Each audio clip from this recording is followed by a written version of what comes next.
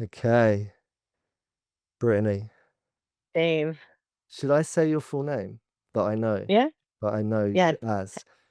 Tell So me my name. I'm not sure your middle name. Have you got a middle name? But it's I do. okay, Brittany Pilgrim. This What? is me. That's a solid name. Thank you. What's your middle name? Carre. It's French, actually. Carre apostrophe. Oh, didn't know that. How come you Yeah. got that? My mom was a movie enthusiast, and then there was this French actress that she liked back in the day. And my mom was also in acting and would do background work in movies. And she found that name and she stuck with it and was said, I'm going to name my daughter that for her middle name. And I said, okay, mother, this is the soul contract that we have chosen here. And so here we are, Brittany Corray Pilgrim. What a cool name. Hang on, that's the name of there's the author. Something Le Carre, am I saying that right? I feel like, yeah, that could be something. We have to look into this. I don't know. Anyway, it's so good to have you on. I've been trying to catch you, lock you down, lure you into a conversation. It's just you're busy, right? Oh, yeah, Um, you've been on a bit of a pilgrimage. indeed. You have, and we'll get into that. Absolutely. We'll get into that in a minute. But for anyone listening, anyone that finds this conversation, I always do this when I get people on. Just for background, so people know sort of who you are. I mean, I'll write a description, so probably have already read it before they've started listening. But I guess in your own words, I mean, I know you. It feels like I've known you. Feels like I've known you like a few lifetimes. Definitely. And there's something in that. Definitely. We met. I mean, we've not known each other that long, really. January. In December, January, yeah, No, it January. was no, it was December, wasn't it? It was December because you came after Christmas. Yeah, I had to leave. I left on I had Christmas with my mum on Christmas Day, and then I jumped on a plane and flew up to Scotland to join you on an assignment. We have to be quite cryptic because on these I never really, get into the nuts and bolts of, but anyone that's been listening to what I'm doing, they know that the line of work I do, I always call them the young mavericks. Mm, But we met on an assignment. So you was over because you're Native American, right? mhm. Calif USA. California. Cali girl. Yeah, man, the Cali girl. Um, and you was accompanying. So you was working on a job that you'd all come from America over to the UK and Scotland to do some work. So I was Mm. joining you as the British, what would you call it? A- A companion. Ally, Yeah. Ally, uh, yeah. wingman, Wingman, yeah. You were that. co-pilot.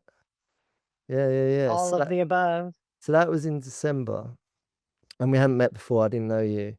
Um, and it's just since then we've obviously remained in touch because we had a bit of a connection on and that's a beautiful thing. So I'm Yeah. really grateful that I met you, and I'm grateful I've got you on. And I know you've got loads of cool shit to talk about. So we'll definitely dive into some of that, and I'm sure we're going to go off in loads of different branches. So I'm excited. when we first met, what would you call yourself? Do you actually box yourself in? Do you actually? Because I don't like labels. I hate it. I No. hate labels. I've gotten out of the matrix of that, like, identification of a label of, and I like to box myself into a identity, like I am a this or that. How I explain myself is just very simply like I am just a steward of work to connect us to higher states of consciousness through different modalities, and I'm just a channel and a vessel. So spirit, creator of the universe comes through me, and I just anchor this potent medicine in and just travel around the world and guide people and steward their experiences through, darker times in their life, and I get to be this light body to show them that there is a way out, is how I would explain, like, what I do in that realm. A title to simplify it would just be a recovery coach, we could just name it as, but yeah, it's a lot I don't more I'm not a multifaceted. Yeah, I'm not a fan of that anyone that knows me knows that. I'm not a fan of that, that title because it's too I mean, some people love it and they wear it on their sleeve, and I don't want to take that away from them because that's great for some people that just want to really wear fly that flag. It's a beautiful thing. We need people like that. I'm not one of them. I feel like from Mhm, what I do, I'm far more than just that. It's part of what I do. It's like one spoke in the wheel. But I feel like it undersells, it undervalues what I do, the full amount of what mhm, I do. So I very rarely, absolutely. very rarely identify. But thank you in layman's terms, for anyone that's not sure. Um, I think people that know what that is, they can understand what you do. Mhm, I think you're more than that. me too. Well, I know you're more Yeah. than that. I know you're more than that. So yeah, it's great, man. So we met through that, and we was um that feels like a long time ago. That was a pretty mad little adventure, that wasn't it? Oh, yeah. And that was your first time over here. That was my first time, yep. Right, and I remember we started in Scotland, ended up in London. So I had to become the tourist and show you around. You did a great job. I don't know what I would have done without you. I got the real OG experience. That was quite lovely. Oh, I don't know, man, but yeah. So and then you've gone since then. I mean, I've been tracking what you've been doing. You've been on a bit of a whirlwind. You've been all over the place. You've done a lot of traveling, haven't you? Mhm. Yeah, it's definitely, it builds security for me. Um, Traveling to places, I'm a solo traveler, so I go around the US, primarily, and I'll car camp and set up shop in places off the grid where there is no service and where there is just trees and where there is water and where I can bathe in these natural waters that this earth provides for us. And I get to just be kind of feral and kind of just like one with nature and Mm. not distracted from all of the,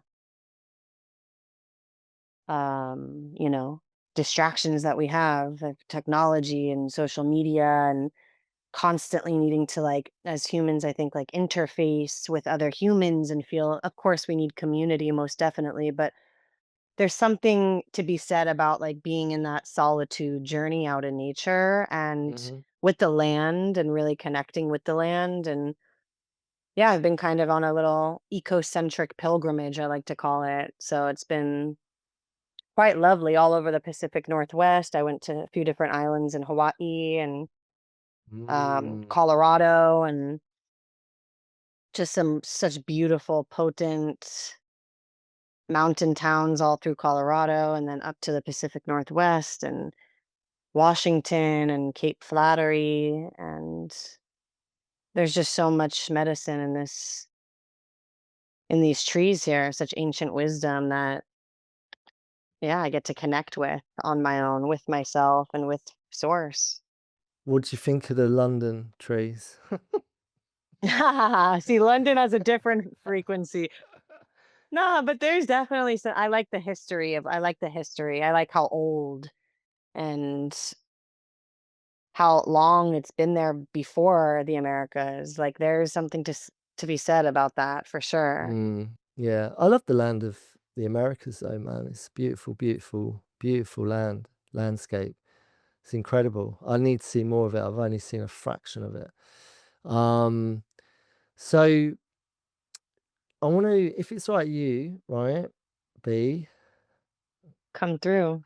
I want to, I always outline, I always say this, right? I've got in my own life, act one, act two, act three, right? So it's a bit like Mm. going to theatre, and you're seeing a show. Some movies do it where they break it down into act one, act two, act three, right? So for me, my act one was my formative years before I found the light, right? Mhm. Act two is me having a realization that, oh fuck, I'm in act one and it's not been good, and I've suddenly realized I need to do something and pull myself out of living my life in act one in the way that I've been doing it, right? So act two was Mhm. was that sort of realization and the beginning of that journey of exploration, of self-discovery, recovery, all the good stuff, right? And in act three is living it, right? Mm. Is and I feel like I'm in act three and I've been in it for a long time, but I still have to do what I've learned in act two, in act three. But act one is just a story that once played out, right? Mm. So that being said, and I don't want to, like, I know you, and I don't feel we need to get into act one too much. But for anyone listening, because of the work you do, and you're an incredible, um, you are a force of nature. From what when I was working with you earlier in the year, I didn't really know you too much, and I identified in you, like I've had in my own story, that this job can be really, really frontline shit. It's full on, and it can exasperate you, right? Um, so I feel like I've got to know you more since we've, transgressed that working environment and experience. As I've Mm. as I've kept in touch, we've had our conversation. More has been revealed to me. So there's so much more than you, like there is with everyone. There's so much more than just the person we know at work. Right. I hope that makes sense.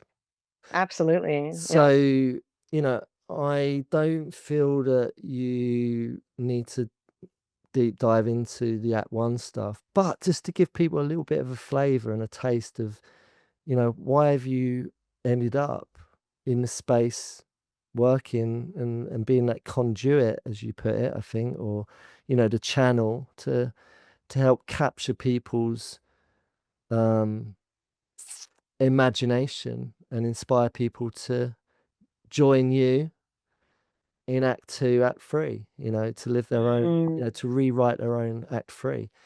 So, if you'd be so kind, um, yeah, Yeah. Act One, man, Act One. For anyone listening, Thank you.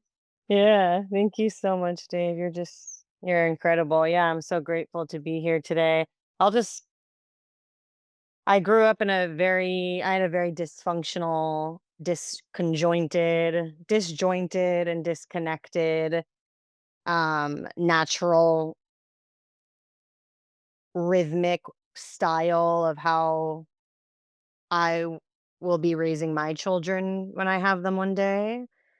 Um I have a mother who's mentally ill, suffered from a lot of trauma in her early years and never chose to get to act two really and kind of like heal that. So it was always kind of just this victim story that she held on to and anchored into, and that became her identity. And she turned off and shut down completely. And so that was the mother that raised me and couldn't really connect and give me that nurturance and earned security as a child from ages 0 to 7 should be having with a mother and a father and functioning parents to, you know, have that type of foundational medicine of what a child naturally should have. I didn't have that, right? So I was from a very early age on my own. Uh, I was pretty much already raising myself at age 9 where I had my first drink and first um, kind of like really wild drunk story. I was 9 years old. I have an older sister who is also mentally has mental health stuff. She has BPD and a lot of just cluster B stuff, my sister, and she's 5 years older than me, so there was a lot of tension there and just abuse from her, uh and then my father was just a complete con man and convicted felon and impersonated George William Randolph Hearst the third from the man who invented the newspaper. So he ended up becoming a Hearst, my father, and like I and took, the whole identity story, kind of like the movie Catch Me If You Can. No If way. you've ever seen that. Yeah. I have, yeah, yeah, yeah, yeah. Yeah.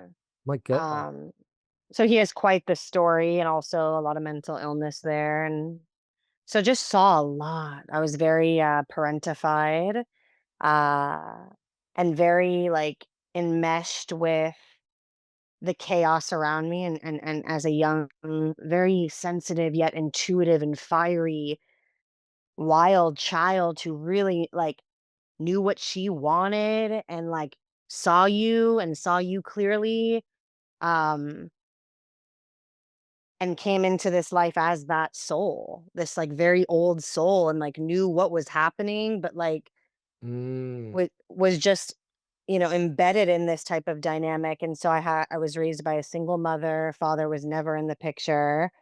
And she did the best that she could, and me and my sister, did the best that we could. And through that type of adversity, and like federal agents raiding my house, and FBI agents watching us from young girls, the feds watching our whole family my whole life, always being in that kind of fight or flight state of like paranoia, wondering why mommy is so stressed out and not able to give, you know me that type of nurturance that I needed. And so what do we do then, right? We're gonna self-soothe in the best way we know how, and the only tools that we know how at the time. And mommy's smoking cigarettes and drinking, so I'm gonna start doing that too. And then once I had the hit of that sweet relief from the physical allergy of the, drugs and whatever it is, like I was like, oh, game over. I never have to feel this these uncomfortable feelings, and not knowing how to hold these big emotions from a young age, and not knowing where to put all of this energy into a healthy outlet. I There's no guidance around me for this. And so my mom, like, tried to put us in cheerleading and gymnastics. I did some commercials when I was a young girl. We did acting for a little bit, and that was fun, but it was never really like seen all the way through because mom couldn't be present with me and actually go over the lines, or be that nurturing force, as the maternal nurturance young women really do need from their Mm. mom. And that was missing, right? And so that mother hunger was there, and will always probably really be there within me. And that's the work I get to do now in Act 3, and get to share the medicine with other women, and show them how to give them this like feminine slow down and nurturance, and to be able to find this anchor point within, and to self-soothe, and to not have to reach to a man or a substance or form of escapism in order to quell that lack of nurturance or thereof. Mm. Even if I had an over coddled parent, there's, things that rep-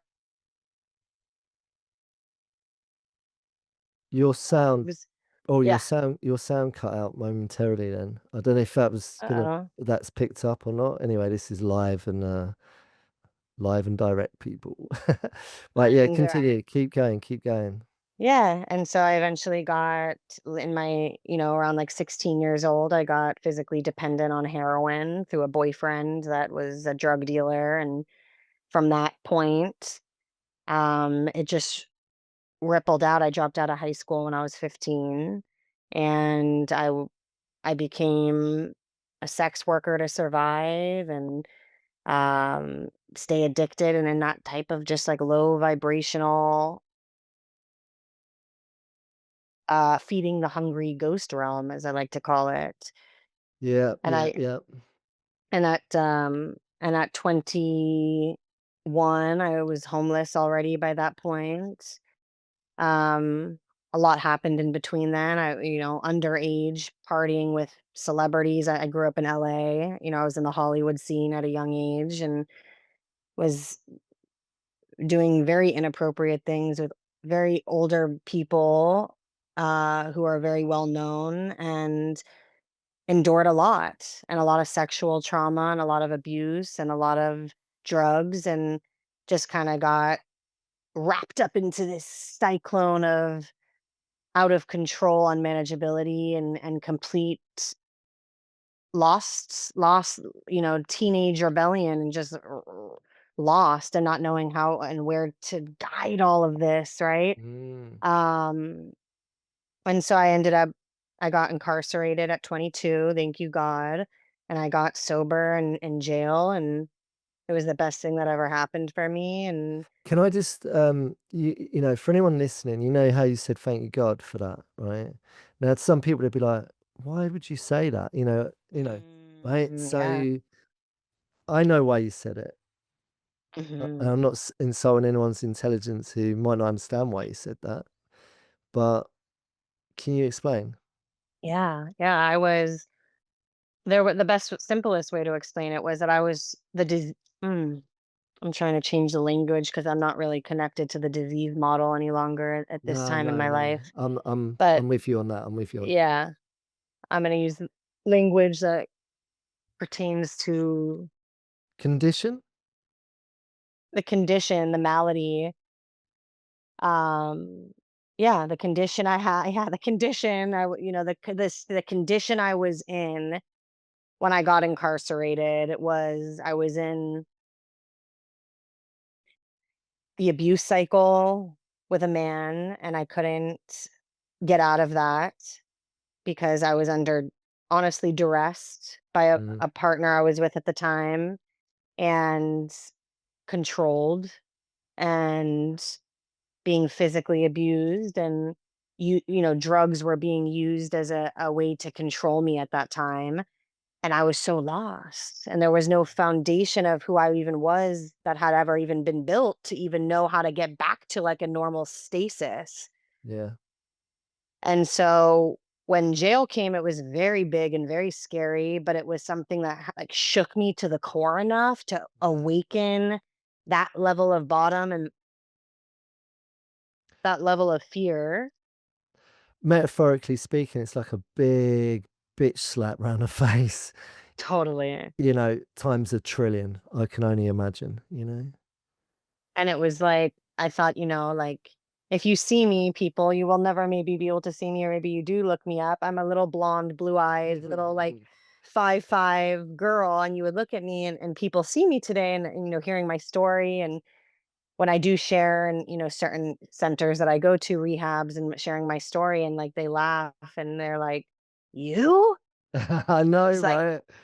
but that's the cool piece about it, because it's like, Mm, yeah, we get to bottom out. Doesn't matter what we look like, our mm, skin, and like we all bleed the same, and it's like all of the journey, and that's the main morale of all of it, is that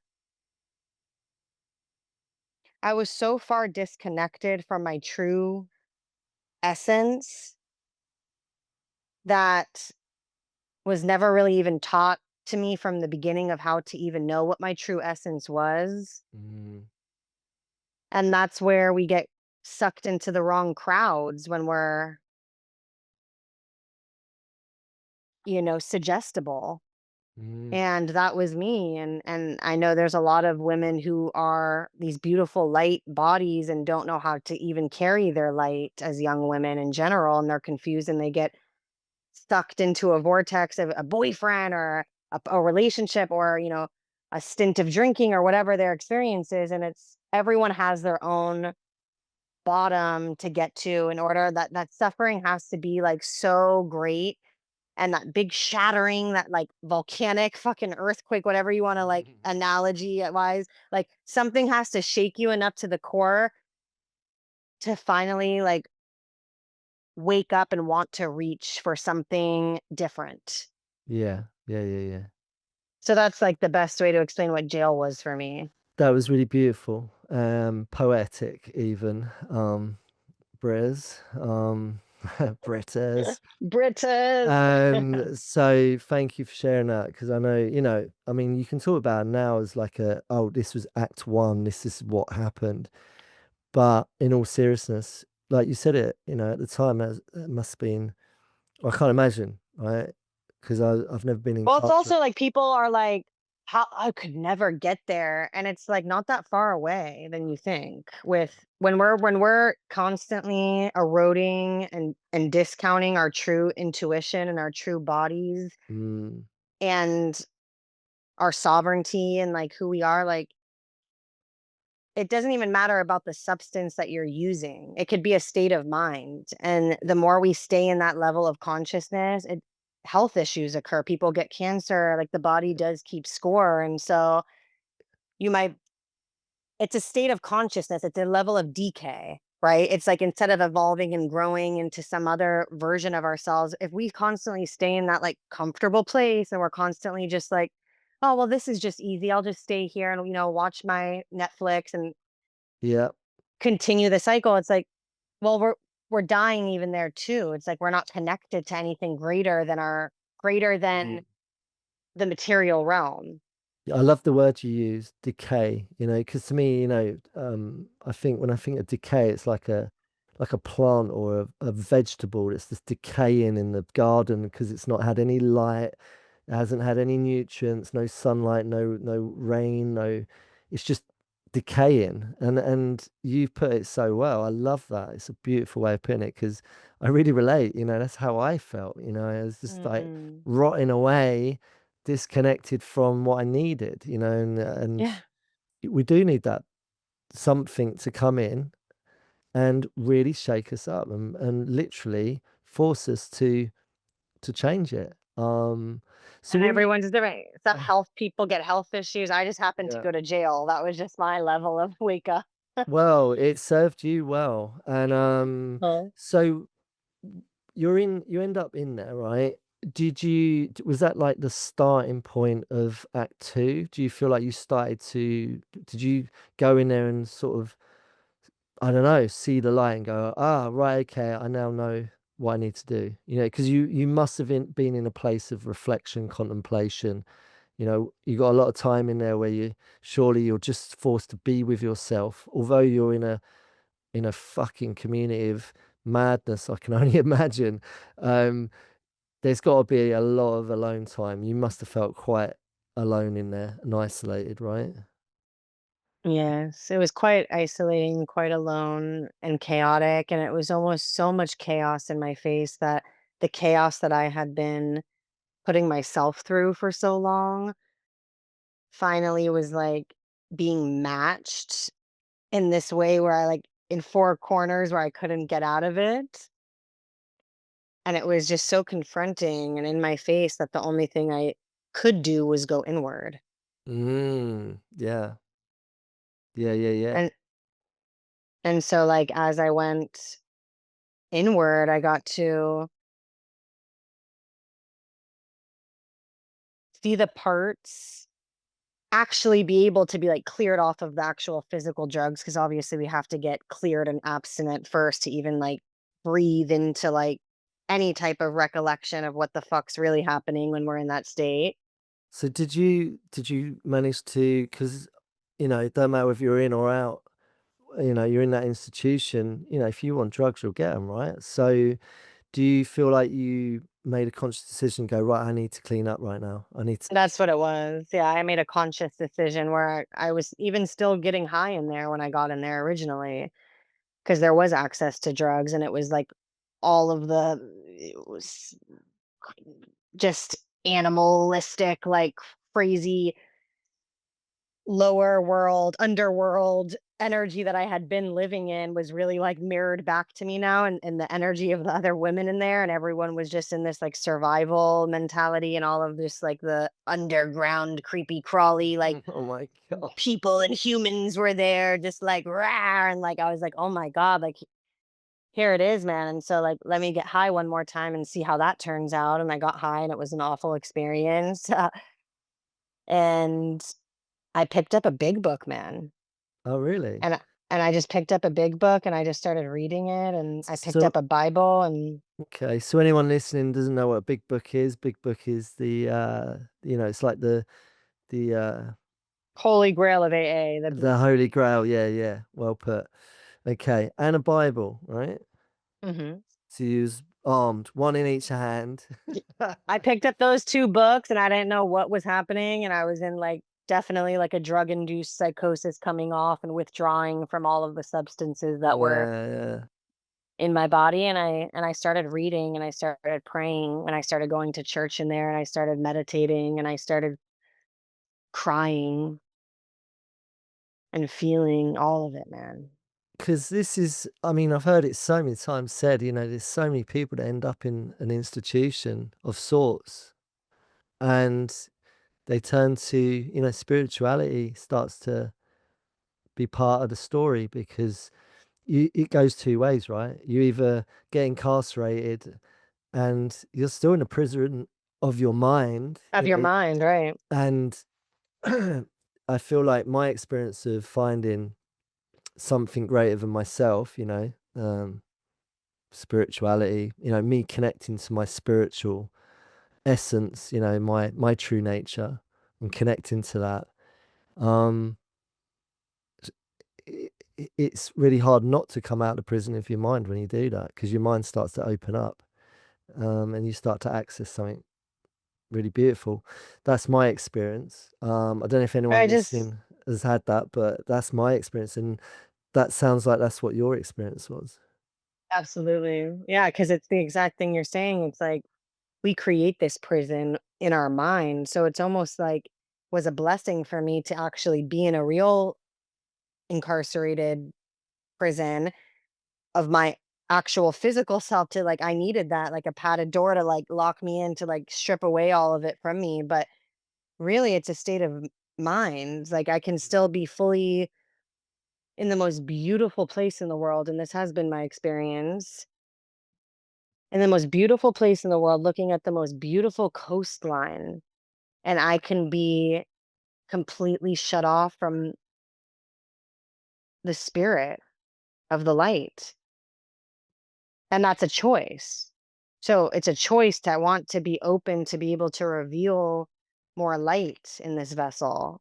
And it's a state of mind. So even when I was in jail or no jail, it's that feeling still is all the same within all humans. We're all seeking and wanting connection and love, and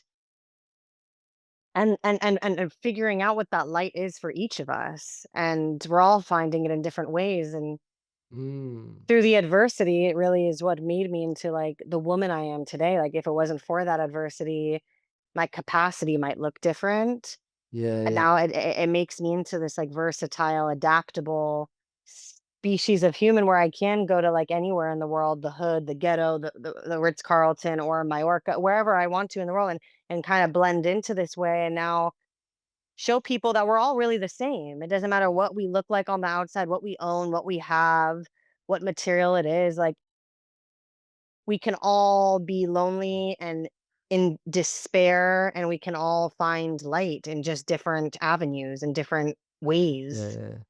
Yeah, I love what you're saying. For me, like what I'm getting, this is what just popped into my head, right? I don't know why. I don't know why, but this popped into my head. So buckle up and bear with me. So what I got was, the analogy that's used, and I don't know if anyone listening has heard this, but like when we talk about mental illness, addiction, all of the trauma responses we have to life.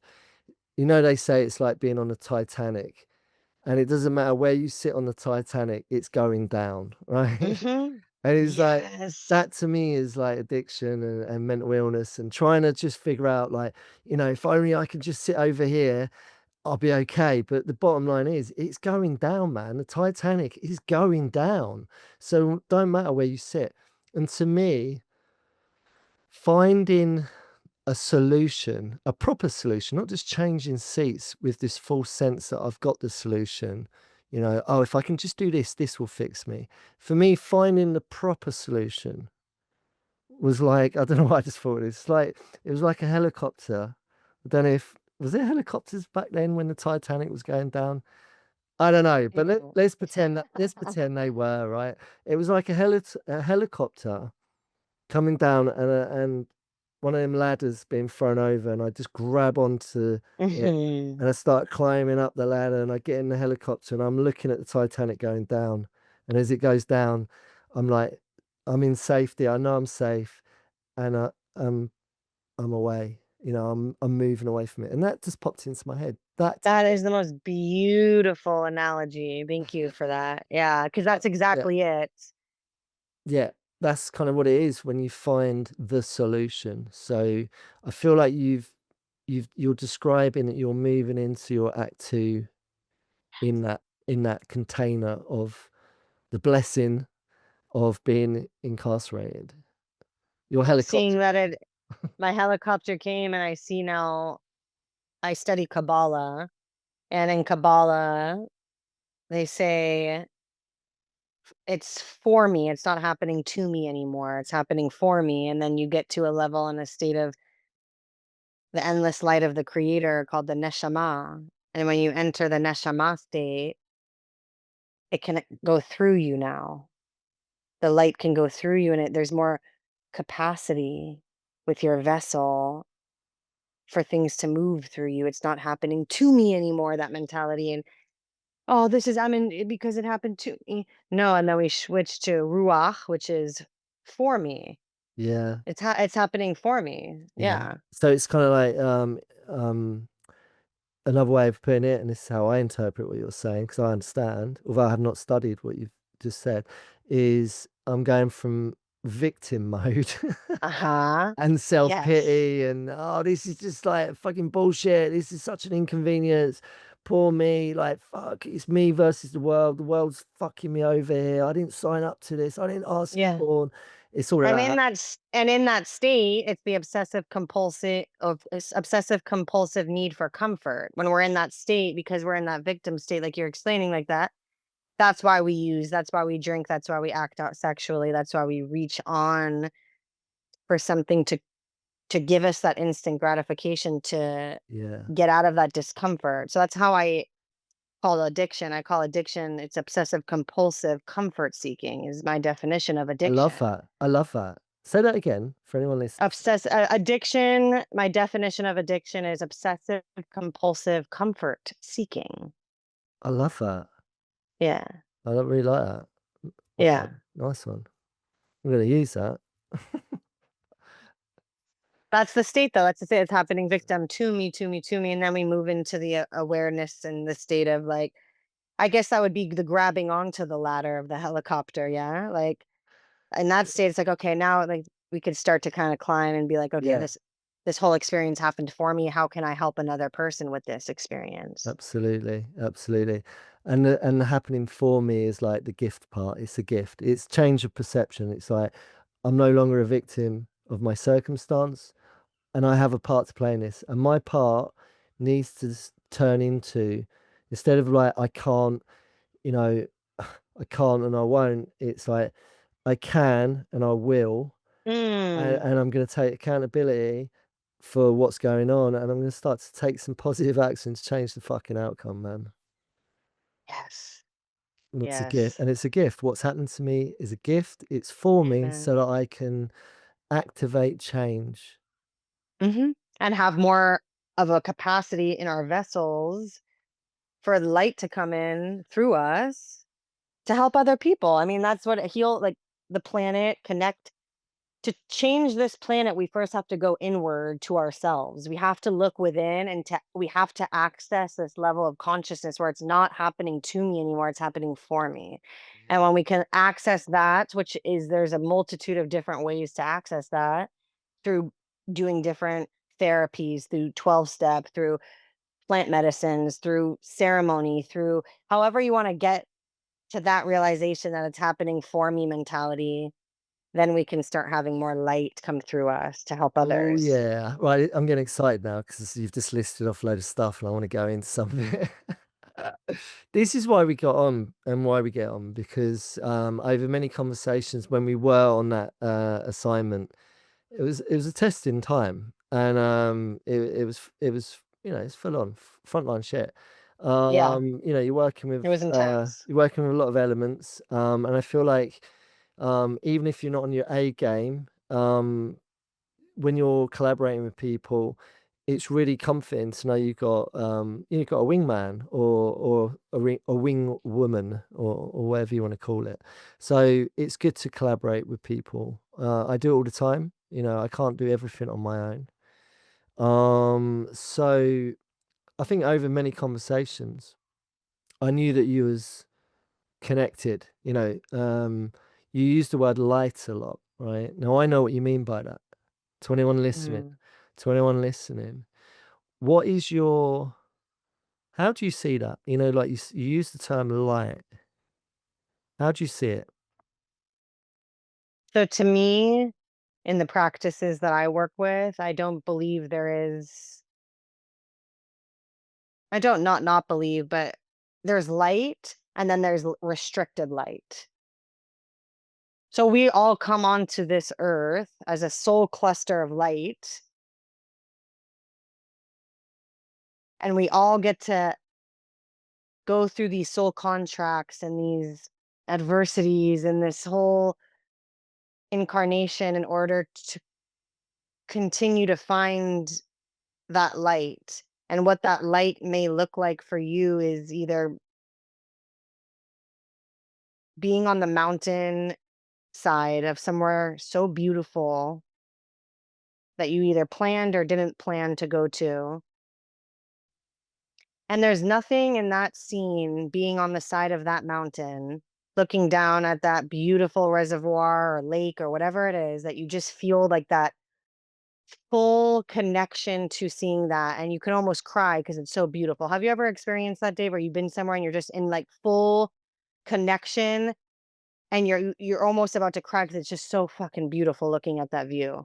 All right, Have you ever felt that before? 100%, lots of times. Now, I just want to quickly, and then I'll let you get on. Like, the first time I really truly understood what you're talking about and experienced it was when I entered Act Two, because preceding that, I think my body was there in some of those experiences, but my soul, my spirit, my being wasn't. I wasn't present. Mm. There was a Yeah. disconnect. There was a disconnect. So it was Because we only have all that yeah. crud, that all that shit that we need to clear away in order to reach and Yeah. access Yeah, yeah, that. yeah, absolutely. So the minute I enter Act Two, and for me, sobriety, not being on mind altering substances. So I've got clarity, I've got presence. I'm there with myself, present, really there, observing, being part of that experience. It wasn't until I Mhm. started to do that that I really truly experienced what you're sharing. Continue. Yeah. Yes. No, thank Yes. you. Yeah, yeah, Yes, because I that's have. beautiful. That's beautiful that you just said the word, which is the main key in all of it, is like we live in a yes universe. And this yes universe, if we can shift into knowing that this universe is a yes universe, then we can trust the flow of more light to come in. If we come from the scarcity mentality versus abundance, I need to get me more light. I need to me lucky Mhm. charms. Like that mentality is gonna like restrict us from accessing more of that light and I'm that sorry. present state. No, I love that. I'm trying to work out what accent that was. That No one can get it. I don't know where did that come from? It sounded like a I don't know. downgrade. It's just, You just yeah. yeah, it was a down. It was just like no one can like.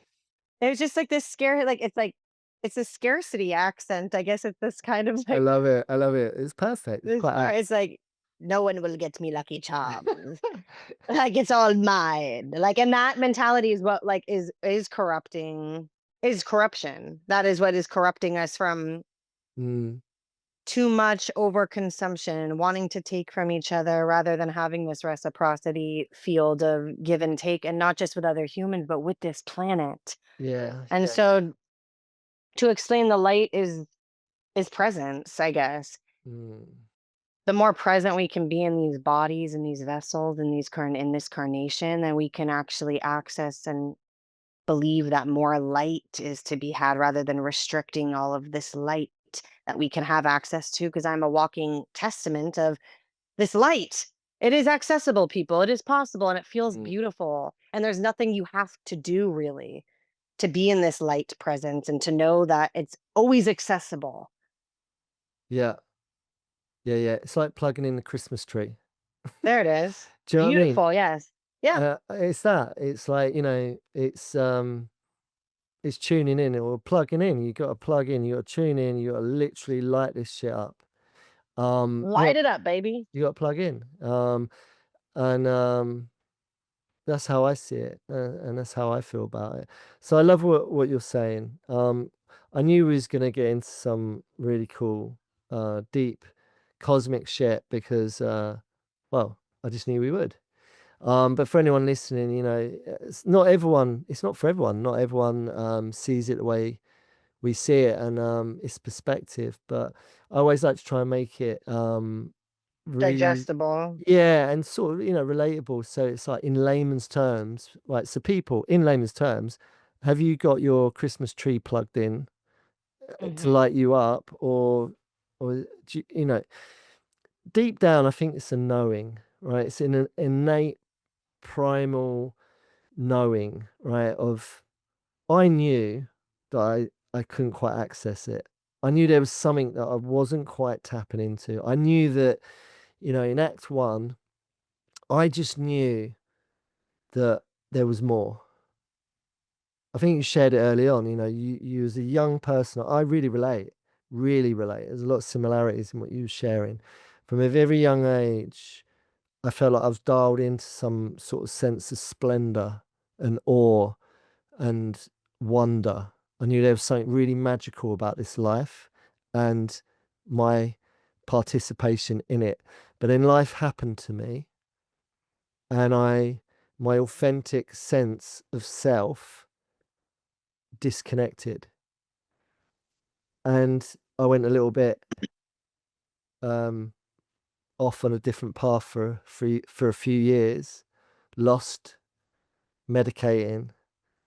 And then, like you, I needed a big almighty bitch slap around the face to wake me up and I had this calling. I had this sort of sense that it was my inner child. It was my inner child. Way before I really entered Act Two, I started to have, in the years preceding the build up to that kind of reconnection, I had like a sense, an inner child calling. Was like, it was just like sort of saying, "Come on, man, come back to it, come back to it." You know what I mean? That's what I Absolutely. experienced that, man. Anyway, okay, so you've explained what light is to you. Um, so you feel like moving into Act Two, right? You picked up them two books that really helped you, um, maybe establish a different alternative. Maybe you started to receive some ancient wisdom. I didn't pick up those two books. When I started, I picked up a book on the teachings of Buddha. It was like, Hmm. um, Yoda, even. I don't want to disrespect Buddha. No, God, no. But you know what I mean. I started to pick up Hmm. ancient wisdom that's Yeah. still relative to this day, and it made so much sense because to me it was philosophy. It was just me learning. It was me learning about the true nature of who I am, Yeah. quite simply. There's different access points and it's I love all theologies because we can, take a little bit from each one Mm, and digest what works for us and leave the rest of, what doesn't. And I'm into, esoteric mysticism. Definitely I during my childhood I was raised for a little while by a Japanese Buddhist family and mm, would go to Buddhist temple every, Sunday as a young girl. And so I kind of learned some of those like meditation from a young age, and it's just so beautiful because there is so many different access points to reach the same level of consciousness and enlightenment that we're all seeking, or some may not be seeking, which is fine as well. But at the end of the day, there's still these ancient codes and wisdom teachings that are here and our foundation and how we Mm.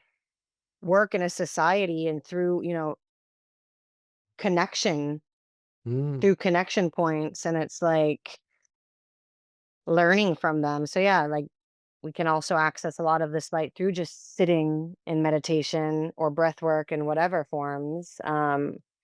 Yeah, I love it, man. I love it. I love it. I love it. And I think all the beautiful stuff is kind of like freely accessible. But we live in a culture where if it doesn't cost any money, it can't be that good. And it's like, it's like, no, man, like, there's a lot of good stuff out there that's freely accessible. You know, absolutely. it really is. So, all right. So I really want to explore some of the cool, mad, mystical, magical stuff. I've done some, um, you know, I've done some, because you mentioned the word ceremony, right? Hmm. Ritual, ceremony, and I'm a bit of I feel like I'm one of them people. Correct me if I'm wrong. I think you're one as well. Where when you used to seek instant gratification in other areas of your life, what did you call it? Obsessive, impulsive. Obsessive compulsive because it's the compulsion to want to use or act out or do whatever. Yeah, Obsessive compulsive, comfort seeking, because really it's an illusion. We're trying to yeah, seek comfort, but comfort, that's an illusion of yeah. safety. So I feel like when I started to switch the narrative, instead of seeking chaos and that comfort in the wrong people, places, and things, um, um, excuse me, when I started to understand, oh, it's the good stuff is over here. I started to I still had that attitude early on that journey in Act Two of like, I would go down many rabbit holes. I sort of like started to become quite obsessed with the idea of just seeking, like, I want to get high on the good stuff, man. You know what I mean? What's your experience of that? Just get getting the instant gratification, a quick fix Well, in order to feel better. yeah, like you started to, from what I'm getting, you started to find a solution, and you starting to. Did it come naturally or quite quickly? Was you doing like support groups in prison?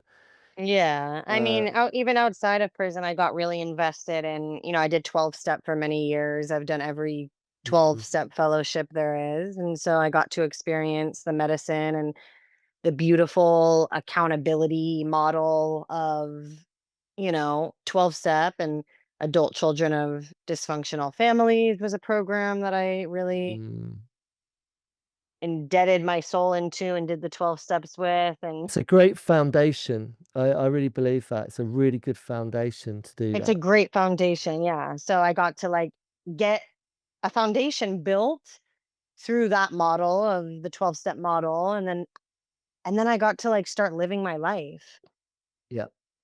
because it's like, that's not I don't want it to just be my whole identity. I don't Yeah. want to, and that's what it became, and I saw that, and I was like, "Okay, like, what am I passionate about?" And then from that, I got to explore permaculture, and I've been a permaculturist now and working on different farms and connecting to the land and giving back in this way. See, I Um, didn't know, the way my brain works, permaculture, I just think it's something to do with hairstyles or something. no, Um, permaculture is land, it's fair share, earth care, people care. It's working with the land. Yeah. yeah, yeah, it's only for Not you. I no, it's only for you that I really understood what it was, because I didn't really know Yes. anyone that used that. I mean, I know what it is because of I know what it is now, but Yeah. okay. So you've recently done something on that, haven't you? Yeah, and it's interesting because it's like through the form of foundation that I built through, stripping away these kind of patterns that I was locked into survival patterns, really. I got to find new forms and forums, I should say, of the true connection with myself. And so this year particularly has been a beautiful year of like attachment repair work and looking at my, attachment style and seeing how I show up from that maybe unnurtured state and how I can nurture different, figuring out different avenues of what like does light me up and what does feel good in my body and trusting the slowdown and trusting this present state with myself and not attaching onto human aid to rescue me from the discomfort. And so with working with land and working on farms and watching and planting the seeds and being with the soil and seeing how it grows and learning different processes of how the earth works, we're really earth. We are of the earth. We Mm. operate the same way. And you don't plant a seed and keep checking if it's grown already. So this year has been a lot of like planting and also like cleaning out the soil of these last 9 years of being in sobriety and 12 step and kind of unlearning really a lot of the things that just don't serve me in this sovereign state anymore. Yeah, yeah, And what does sovereignty look like for me today? And how do I show up as the woman I am today? And how do I help other women to access this embodiment? It's really important what you're doing, what you're talking about. I think that, you know, it's That we're something that not wounded and sick and, the sick mentality. I'm sick. I can't trust my stinking thinking. It's like, no, yeah, uh-uh. I'm with you. This is, I mean, I'm totally with you. You're talking my language, for me, it's about having full agency and autonomy in knowing that I am, I've got a lot of intuition, right? And the only way I can really tap in and dial in and use and embody that intuition is if I use it, if I trust it, if I Mhm. develop it. And when you're constantly seeking counsel in the other to check that Mhm. thinking, it's like you're never going to fully expand and optimize that intuition. The intuition comes from full reliance on that intuition, in my opinion. Well, it's tuition going inward. We're paying tuition inward in tuition. If you break down the etymology of that word, it's like Yeah, yeah, that's what we want to be investing into our inner world and trust this internal guidance system. That is the medicine because we are pure and we are yeah, whole and we are perfect. yeah, And if we just come back into that state of remembrance that we all can access, we can all yeah, access that state. absolutely. And I know that for me, it's trusting it because there's a lot of reasons not to trust it, but you have to just, well, you haven't got to do anything. But I made a conscious decision. I don't know. It's just like, I guess it was my intuition. I just knew that there is no right or wrong. What works for some people might not work for other people. But what we're talking about is it's like um it's like an inherent birth um fundamental ability that everyone has. We've just got to dial into it and apply certain practices. And the key word here is practice. And that Mm. is a dedication, and it takes heart. It's a decision that we have to. We're living in a subscribe culture. And I feel like what we're talking about is it requires us to subscribe to what we're talking about. And once you, oh, and guess what? It doesn't really cost any money. And Exactly. Yeah. and of course there is, if you want to go on certain courses or, you know, there is expenses to get to certain places to be with land or in situations. Um, Of course, there's But gonna there's also, but I love what you're saying too, because it's just so prominent and like this access point we can all reach, and it doesn't, and also I wanna also verbalize too is like something that I struggle with is the black and white thinking, right? Mhm, And so it's like the black and white thinking today for me, I try to practice when it does arise or certain like stamped narratives that have been so like, and this goes back even, this is timelines of like the patriarchy and just like 5,000 years of the patriarchy being imprinted of like, it has to look this way or else I'm not good enough. Right. There's like that imprinted narrative stamped within. I think human society in general, all humans have this, right? It's so this like grind mentality, this hustle mentality. I need to do a bunch of these different modalities in order to be X, Y, or Z or enough or fixed. And something that I've come into terms with, especially this year, right? The year of the snake in Chinese astrology, if anyone follows that, it's the shedding this year, right? And so to really remember that it is so simple. It is right at home within our own being and our own essence. And it's this constant symbiotic relationship with practicing and exercising our sovereignty and knowing that like we can trust ourselves in this in this way. It doesn't need to be like, okay, once I do the 12 steps or once I go to therapy or once I get sober, what that is hurting us more. The destination is the journey. mm, And so slowing down and knowing that there is no like final grand destination that we arrive to.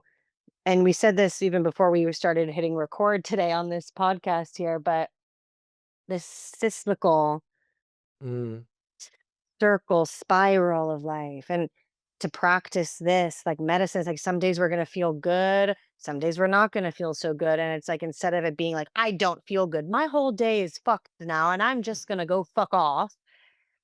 Can we be in that fuck off? Can we be in that I'm not doing so good today and like expand ourselves and be in like on a somatic level in our bodies in that I'm not so good today and like give grace to that day and give grace to that way of being and know that it's not like we need to like constantly spiritually bypass like our discomfort at times because the more we can be in this discomfort and expand our capacity mm. on a nervous on a like literally like in our nervous systems and to kind of ground and resource and pendulate between these states of discomfort, the greater we can hold when life does show up and is feeling really wonky and out of sync. Yeah, it's stamina. The way I interpret what you're sharing, I love the way you put that, is it's like a mental, physical, and spiritual and emotional, I guess you could say, stamina. It's we Yes. haven't just got to endure, because that's what you described is just like enduring. The opposite to what you're saying is it's just you're Yeah. enduring. You're just trying to Like, fucking right. get by. And that's not my experience. I have experienced that. That was act one. Yeah. But I've experienced that in act two, but act three for me, embodying, I understand what you're saying, and I embody that ability, which I have to practice moment to moment. So I don't have to endure. It's more of an ability to sit in what is without having Well, to I have think a knee-jerk reaction to it? as an artist too, like Dave, because you're just, yeah, I mean, you're fantastic. You're definitely an artist. We're all artists. If we tap into that creative power that is our right and our privilege of what we should be able to tap into and feel safe enough to tap into that creative, artistic energy and field. And it's rhythmic, right? When you're playing the drum or you're like in the session or playing the guitar, even painting, and you get into that Mhm, kind of like flow state of like, and it could be even doing the dishes at home, right? Like just being in flow in that flow state. And the more we practice this like flow state and this rhythmic trust, it won't be as heavy when we mess up. It won't be this hardened, "How dare you mess up that rhythm, Dave? Yeah, Why did you not play that proper, yeah, string on the guitar properly?" It's like, "No, no, no, no, no. Like this is an art form and this is messy, man. And this is life." And like, can we give ourselves grace through like the rhythmic essence of what is naturally pulsating, especially with the energies all around us in life? And like, yeah, yeah. it So doesn't what have to be perfect. Yeah, yeah, I love that, and what I'm getting from it is, there's a rigidness, a coarseness, a harshness, to just beat yourself up and not get it right. And I think it's 4 words: loosen the fuck up. I have Loosen one the better. fuck up. 4 words, yeah. Rewild, well, that's one word I would say. Rewild. Kind of get radical. I want to get a little radical, and I think I can. I'm not gonna go there. I know Okay. actually. I'm gonna get radical. Rewild that pussy. Oh my god. Okay, we're keeping that in because I don't edit. Um, And then for anyone that is really uncomfortable with that, there's a really great book that all women should read, and it's called Pussy, and it tells us that that's the actual name of our power portal and womb space, and it's safe to call it that, and it should be called and identified as that. And yeah, there's that. okay. I'm definitely doing a lot of feminine embodiment work right now, which No, yes. no, I know, and you've just captured that so eloquently. So okay. To elaborate on that, okay, because I don't want to sort of skirt off of that. It's like let's just lean into it. Um, so to rewild one's, yeah, I don't know if I could bring myself to say it, but to do that, do you want to go into that a little bit more? Yeah, I would love to. Yeah, our as women we can seek to, and also I think men should really be knowing this type of w- ancient wisdom, really, Mm-hmm. of the portal that women carry and the access that we as women have been oppressed and suppressed to fully connect with and harmonize with that space, with our womb spaces as women. And it's been receptacleized, objectified, sexualized by the Mm-hmm. patriarchy for the past 5,000 years. So this is imprinted in us. So it's either Yeah. women are either using it when they're really not knowing how to use it properly, Yeah. and it's being like stripped away, and the power of women is being stripped away. And we look at like OnlyFans, and we look at this porn industry and all of it, and it's like, us as women, I was never taught that like this is a sacred altar space. Wait, what?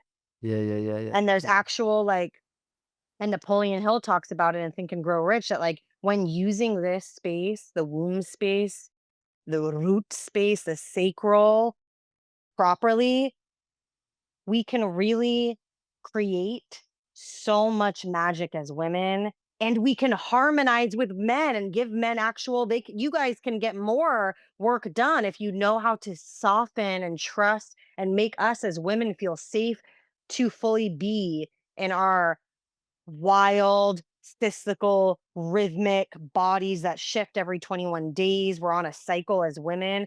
And Yeah. instead of this ultra independent woman who's buttoned up and has been so stripped away from her sacral space, Mm-hmm. her pussy, right? It's radical shit. This is radical stuff that like men and certain systems get uncomfortable talking about. We don't want to, I no, I'll yeah. bring it. No, I welcome it. I fucking love rad shit, man. Let's keep going. Yeah, it's becoming liberated to this and not Yeah. shying away from the space of it and Well, trusting it. yeah, it's getting rid of the taboo, the freaking, ugh. Especially look, you're American, right? I'm in freaking UK, man. Now you as here, you know what us British are like, man. I mean, we're a little bit sort of like reserved compared to you Americans. Gosh. Posh. Did you say pop? Yeah, but also posh, but also, like, this goes for the people in the UK, this goes for this is deeper than just even, like, the societal, Mm. cultural. This is like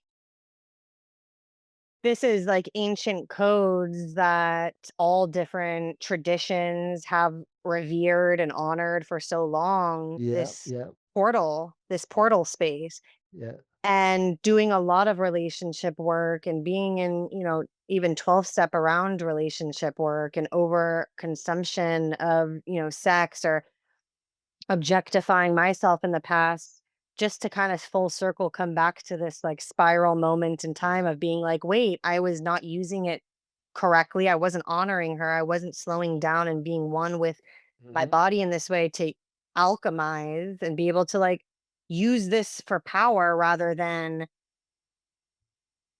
like just a receptacle for men to just take advantage of. And men should also be learning this too, right? How to like be with this. 100%. So, look, what comes up for me is 2 words: sacred space, right? Mhm. So, sacred, space. They use a different word, but I'm generalizing it, right? Because what you're sharing, what you're talking about, right? I'm seeing, I relate, right? I'm identifying with what you're talking about as a guy, because what you're sharing, in my formative years and in Act Two, I've had to learn how to, use my sacred space in a very different way because of what you're talking about, right? So it's for everyone. Absolutely. Anyone listening at home, if you don't feel, I mean, some people might have turned off by now, but anyone that's still with us, right? This is for everyone. This is for everyone. And it's just a conversation that does need to be had more often, because I believe it's relative to everyone. Everyone's affected in some way, shape, or form. And if you're not, I salute you. I do a lot of Well, work. also everyone is seeking that in some form. And so it's like, why don't we Yeah, just become more symbiotic and yeah, revere it and honor it, men, and learn how to work with yeah, it yeah. rather, Did rather you? than work against it. Yeah. Did you get the? If Are you aware? Because where you are in America, did you get the British program? It's called Adolescence. Have you heard of it? No. Oh, I'll put you onto it. You should watch that. Okay. It's a very controversial series over in the UK, and it's about a young lad who, yeah, it's to do with what we're talking about ultimately. It's about the conditioning that young men, because I go into schools still, I do a lot of work in schools, and I'm in front of a lot of younger people. And, the sort of sex and love relationship stuff is something that if you're not getting taught at home, if you've not got conscious, present, well informed, emotionally um, able uh, Mhm. parents or whoever's elders guide, Even if you do, or even if even you if do. you do, even if you do have normal, like, yeah. And it's because I just know, it's just the way I see things. It's just the way I see things. There's a lot of evidence that suggests that, the way we are living now, online space, social media, all of that stuff. There's a lot of information that is being projected onto young minds. And I think it's been something, like you said, it's been going on for freaking ever. This sort of Mhm. mindset and and kind of like attitude Systemic. attitude Yeah. towards what we're talking about that sacred Mm. space that isn't always appreciated by the person that owns the sacred space, misused, or by the person that is, I've got to use the word, sniffing around and Mhm. seeking out that sacred Yeah. space, in a very unskillful way, misconduct. Yeah. Men aren't taught. Were you taught this, Dave? Were you taught how to, like, I honor? I went to an all like my mum was, I believe, great at teaching me how to respect, her as a person, as a mother. I did respect her, right? But I went to an all boys school. Hmm. So was there the better question I guess I should have asked was there ever any men in your life that you saw like honor and give that type of like I, honoring to a woman, right? It's like to put it simply, right? I always go on about this with on my other podcast with Ben Rice, who I co-host with, because we joke about it because he's the same age as me. We're from the same era. When we were growing up, there was always we didn't have the internet, and there was always like we'd go into the woods, and there'd always be a bag of porn in the woods. Mhm. We don't know where it came from. There was don't matter what woods you went to, there'd always be in the bushes a stashed bag of porn, right? But what's funny, what's so why I'm cracking up right now. What's so funny about that is like, but maybe if young boys were are to be shown what mommy's boobs look like and what her vagina looks like, maybe it wouldn't be so having to go to the forest and look at a porn magazine, right? I got you. I got you. So look, I was aware of the female form, because I lived at home with my mother, right? Love you, mum.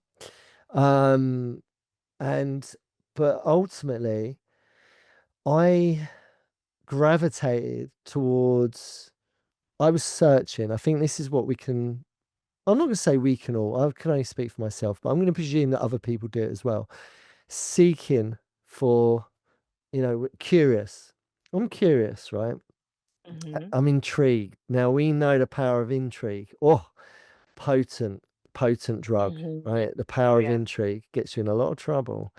So that intrigue led to me, going under people's beds and searching for their stash of erotica. And I lived in a time where we used to, yeah, it would be you go around your mate's house and you're looking for your mate's dad's stash of porn, and Hmm. we're sort of self-educating ourselves.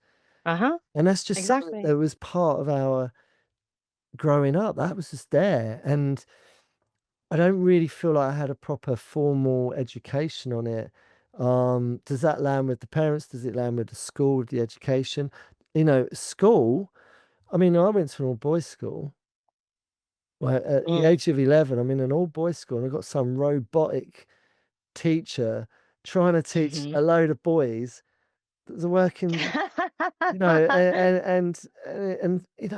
it was just, it was never going to freaking work, man. Do you know what I mean? Yeah. So, I feel, I even want that's something that I'm like ignite just hearing it. It's like again, it goes back into like this ignition point within me and the offerings that I'm holding and these like, feminine codes that I've unlocked and activated within my space of my body.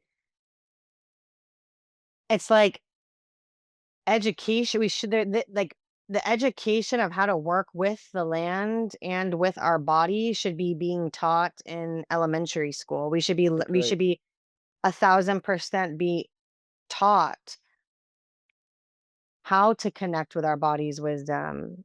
Yet Western medicine and just all of it is like it takes us so far off of the actual getting to the root cause. It's just a constant suppression and a constant band-aid on top of the Yeah.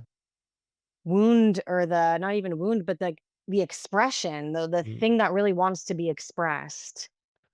Yeah, I totally get it. So, do you feel what's coming up for me, right? What we're talking about? Do you feel that because I was talking about back in my day when we didn't have the internet, and I'm looking down, if I want to go and have a bit of titillation, or whatever, I'd go down the woods and I'd hunt out, I'd scavenge a bag of, erotic editorials, and I'd get my little fix, right? Um, but then fast forward to modern times, right?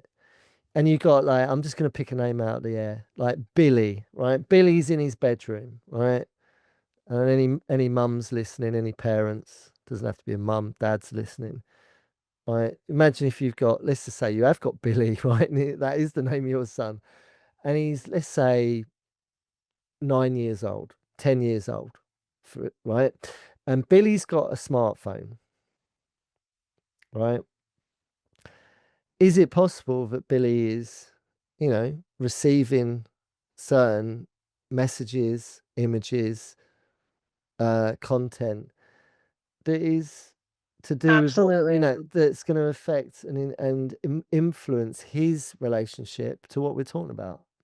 But I think another thing to say in here is that, is Billy seeing his mom and dad healthy in a cohesive, functioning, healthy, co-collaborative relationship? Because that's important. Mm. If Billy sees mom and dad kissing and flirting in the kitchen while mom is making the stew, and Billy's sure on it on the couch on his phone, and I don't think the need of him wanting to be searching and looking and going and finding it, because he's seeing the natural, cohesive, co-collaborative experience in real time with mom and dad. Because that what And you so, described sound beautiful. That sounded really like, oh, that sounds nice. That's a nice thing to yeah, see, right? yeah, this builds security when seeing mom and dad in this functioning way. Yeah, So any parents listening, are you flirting in the kitchen whilst making a stew whilst your yeah, kids are watching? ex- What yeah, message? What are you uh teaching? huh, Yeah, yeah, yeah. yeah. Okay. We're watching. Yeah, Yeah, yeah, because without getting into the nuts and bolts of it all, but for me, I can't recall that in my own experience, and that's why I ended up, you know, my act one was a certain way. And it's generational because my mum, yes. I can't speak for my mum, but and my dad, but like everyone's got their own version of that. Mm-hmm. Everyone's got their own version. So at some point you've got to, or maybe you don't feel you need to. Maybe you don't think there is a need to do it. But for me, at some point I've got to break that kind of lineage and do some reparenting and relearning, re-educating. Uh-huh. And that's why I do what I do. That's why you do what you do. You pass it on. Absolutely. Absolutely. Yeah, and I mean, even if like even if the child just gets, this is scientific evidence and numbers and research around attachment, 30% is all that the child from ages 0 to 7, we only need 30% of like like guidance as children, and like love and nurturance as children, to build a secure attachment. Only 30%. Wow. So it's like, It's not a lot. I mean, it's not a lot. but No, but no. that's a big 30% if you're not getting any. Uh-huh. Do you know what I And so mean? again, this goes for the parents who are listening, who are that 30%, and like, it doesn't have to look perfect, and everyone has their own, also going back into a spiritual realm and what Kabbalah teaches too, that this the practice that I do, we all have a soul that we come into this life with, and our parents are chosen for that perfect carnation in order to learn our soul's purpose. Mm.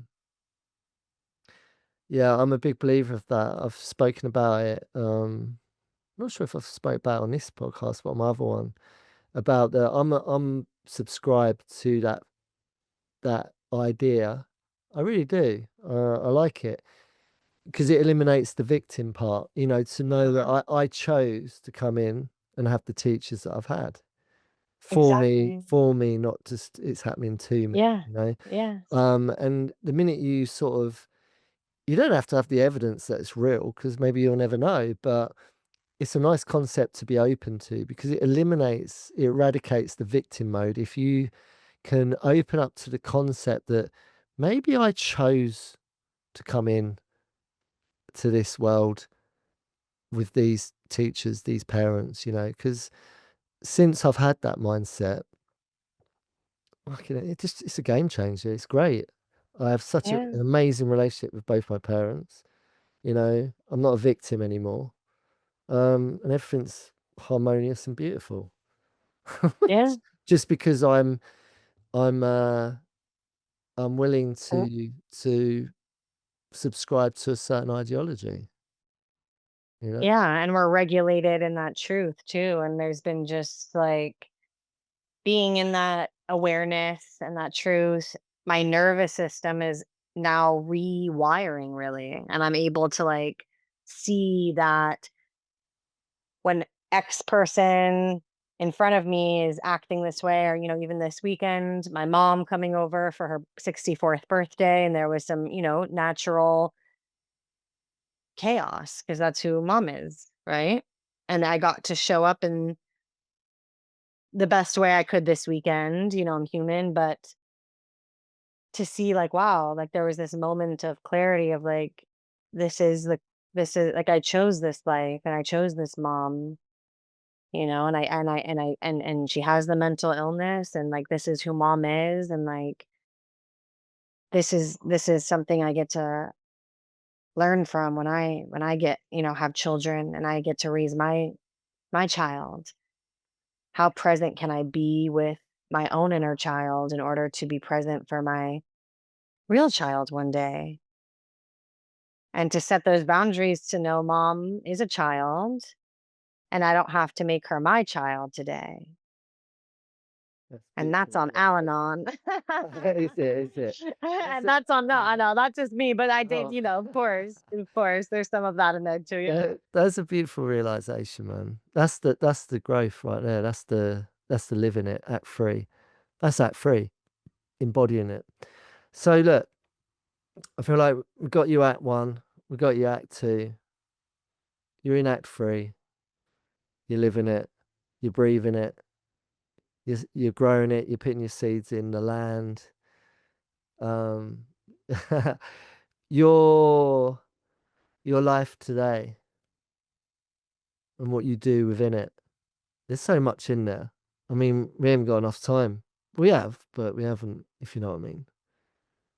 Do you want to give us a little bit more of what is your life like now, Brittany?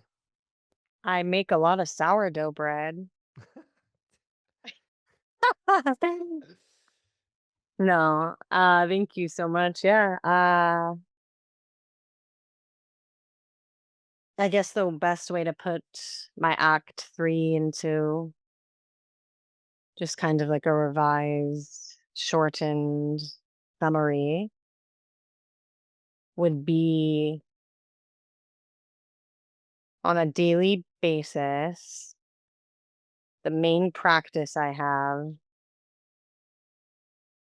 is to remember to follow divine impulse. Mm. And the more that I continue to follow this divine impulse, the more I can soften into this liberated version of my higher self who I haven't even met yet. And so every day I do something for that version that I have not met yet, who has not came into this present timeline, and I do something for her every day. And that's just a real digestible practice that I think we all can take from, what are you doing every day for that future version of yourself? Ooh, yeah. Um, and I'm offering rewilding ceremonies for women.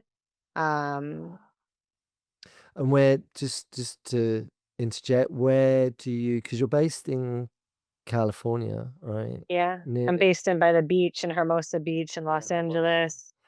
But all around the world, I'm going to be offering rewilding ceremonies. So any women who want to come and activate the natural rhythmic cycles of our bodies and our body's wisdom, and kind of the somatic connection point and primal remembering. I'm going to be offering that through sound and through movement and through meditation and through breath work. And my business's name is Pollen Pathways, and so I do, yeah, one-on-one coaching through that.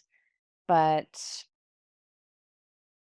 yeah, the practice, my act 3 right now is this, and it's awakening, sharing these feminine codes to the rest of humanity, and liberate, like, just being in this embodied, soft embodied liberation, and sharing sharing this medicine with the rest of the world, and that's what Act 3 looks like for me today, and yeah. It's beautiful. I'm gonna put a link in, Pollen Pathways. I'll put the link in on the description so anyone wants to check you out. You got a profile online. You can find Brittany's profile, the work you do. I've been on there. It looks cool. And in a way, I wish I was a woman because I'd like to get involved in some of that rewilding, but I do it my own way, of course. Men can do it too, yeah. They have Yeah. there's containers for men that do this type of work as well, yeah, it's Do you only important work? work. Do you only work with the ladies?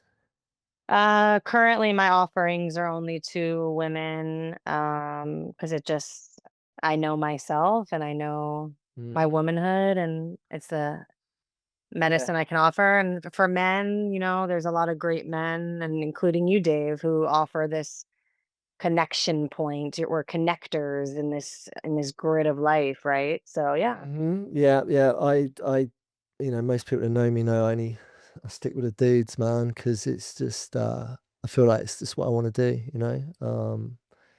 So it's great, man. And I know, what you're doing, you're only just touching on a little fraction of what you do, but hopefully, I feel like we've come to the end and we've captured a lot in there, man. There's a lot in there. I think there's a few takeaways maybe for people. So I'd love to get you on again, maybe in a bit down the line, see where you're at. Get you over Yeah, I to love that. get you over to the UK. Definitely. And I need to come and swing by Hermosa. I haven't been over to LA for a little while. I'm due a trip. Yeah, you It's are due. I'm it's been Yeah, we could quite. do a house swap. Yeah, that can work. That can work. Have you got pets? No, Okay. you have cats. I know Got you have pets. cats. Yeah, I got a cat, man. So yeah, look, one last thing, Brittany, I want to ask you one last thing. This is like the ender, the mic drop. And it's coming from you, right? And I love the fact that no one can see Brittany right now, but I love the fact that you channel because you do. You take a moment because you talk about being in your heart a lot. Yeah. We need to mention this Mhm. because you do what I do.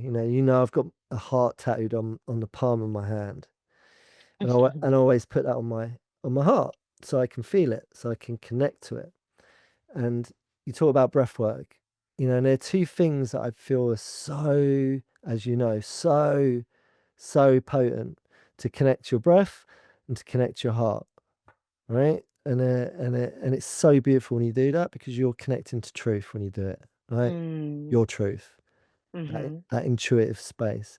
And I'm looking at you right now and you're doing it. And you're in with, Yeah. and you're connecting to your heart space and you're with your breath, all right?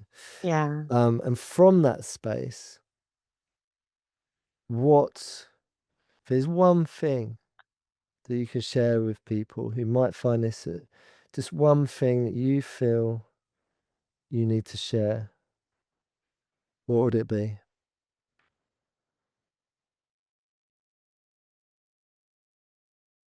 Mm. Remember that we're all a lot more similar than we think. To look into somebody's eyes that you don't know, to get off your phones and look up into each other's eyes and send love without anyone knowing it. To the stranger on the bus, to the man who walked into the cafe, just look up and look all around and be in your body when you do it and send love to strangers, to homeless people, to the man that just honked at you. And even though your nervous system is activated because you're frustrated and you want to get to the destination, can we slow down and just throw up a peace sign rather than a middle finger to the man who honked? So that would be what I want to leave. the footprint on this earth of, if you've met me, we all have this power and we all can carry this truth medicine of just connection and love, and to remember to stay connected, because we're entering into a time where structures are being dismantled and big technological changes are coming in, and there's going to be a lot of AI and a lot of disconnection from the human realm. And Mhm. so I want to just offer just to remember to look up at that coffee shop or wherever you walk on this planet, and just look at that person in the eyes and send them peace and harmony and love. We need more of that. So that's what I would leave the world, and that's my practice today. How can I make someone else's day better, even if it's just a smile or some eye contact? Yeah. Mic drop. That was perfect. That was beautiful. It's beautiful. And you know what you just described is something that when I go out my door every day, that's what I endeavor to do. I don't always get it right, Hmm. but that's what I set the intention. I want to go out and I want to do that because if we all did that, and it starts with us, man. So all we got to do is it starts with us. You know, if we can all just make more of a conscious effort to do what you just said, life would be a lot better for all of us. You Hmm. know, am I in my head or Absolutely. am I in my head or am I in my heart? Hmm. Right. Yeah. So there you go. I think you just described that's a place where you're in your heart. You know, so it's a beautiful place to end it. And so all that's left for me to say now, Briz, is thank you so much. Thank you so much for having me. I'm so grateful to be here and share space with you today. No, you're a legend, man. You're an inspiration from what you've been through and where you've had to come from and where you're at now. It's really inspiring, and I'm really glad that I know you, and I look forward to sharing many experiences with you for the future. It's good. It's a better world knowing that there's people like you out there. Oh, All and right. touche. Yeah. Okay. She's white. Beautiful. All right then. All right, Brittany. It's been a pleasure. I'm gonna wish you a very good day because you're just starting yours, and I'm just ending it because of the time difference. Hmm. Oh, yeah. I am very envious that you're where you are. I'd love to go and stroll down your beach right now, but hey ho. So take care. Yeah. See you later. Bye bye.